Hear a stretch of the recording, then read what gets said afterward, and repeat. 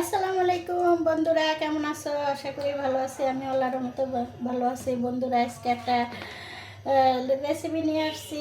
তো লতি, আমাদের দেশে লতি বলে কচুর লতা। সে আজকে একটা লতা রান্না করব। চিংড়ি মাছ দিয়া কচুর লতি দিয়ে আজকে রান্না করব। বন্ধুরা, কীভাবে রান্না করি দেখো। ঢাকাইয়া রান্না। তো ঢাকা শহর কীভাবে কচুর লতিটা রান্না করে আমি দিয়ে দিচ্ছি রসুন বাটা। কাটা দেব না, রসুন বাটা দিয়ে দিচ্ছি, কারণ রসুন বাটাটা একটু ভালো করে কাটতে, নাহলে গলায় ধরবে। কচুর গলা ধরাটা কিন্তু খুব একটা খারাপ জিনিস। বন্ধুরা, কচুর লতি ভিতরে দিয়ে দিচ্ছি চিংড়ি মাছ। চিংড়ি মাছটা একটু ভাজা হলে তারপরে মশলাটা দিয়ে দিব।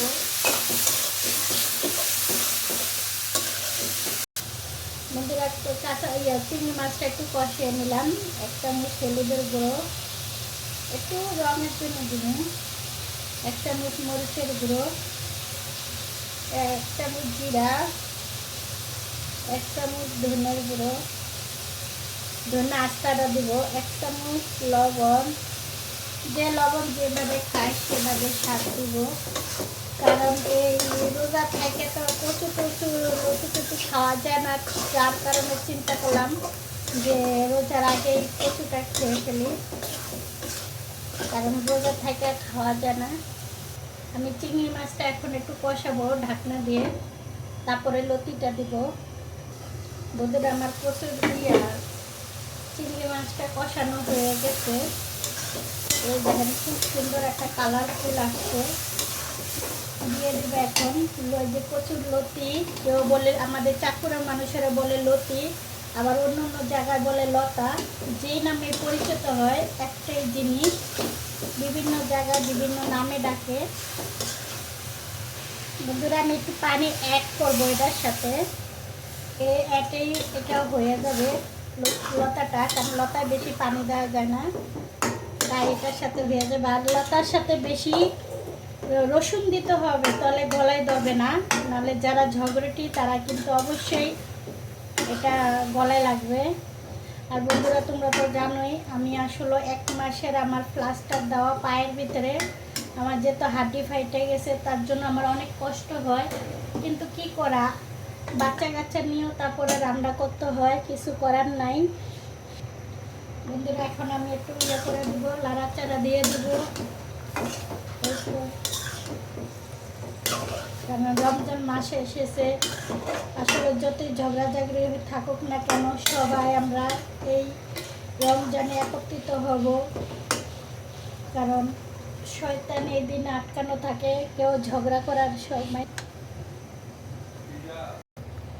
বন্ধুরা, এই দেখেন আমার লতা হয়ে গেছে, কারণ এটা ঝোল ঝোল রাখবো না। এই তো কচুর লতা চিংড়ি মাছ দিয়ে। আর যেহেতু আমরা চাঁদপুরের মানুষ, আমরা লতি বলি, লতা মুখে দিয়ে আসে না।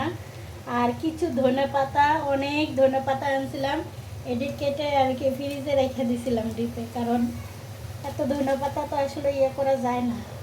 তাই এরকম কালার হয়ে গেছে, কিছু মনে করবেন না। 2 দিন রাখছিলাম ধনেপাতাটা, কি আর করার। নিজে যে অসুস্থ, আমাকে তো এমন না যে কেউ রান্না করে আমাকে খাওয়াবে। আমার এমন একটা শুভাঙ্কি নাই বা নাই যে আমাকে করে খাওয়াবো। আম্মা আছে, আম্মা এত কোনো রকম কাইটা কুইটা দেয়, আমি একটু আর কি রান্না করি, কি আর করি, যে একটু হেল্প পাই, একটুকুই অনেক। কারণ এর বেশি আর কে হেল্প করবে। এই তো দেখেন কালারফুলটা, এটা হচ্ছে কচুর লতির।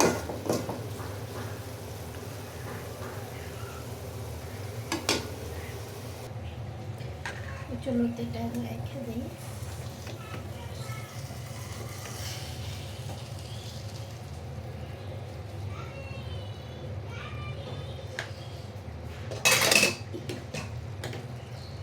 কারণ এখন তো রমজান এসে পড়ছে।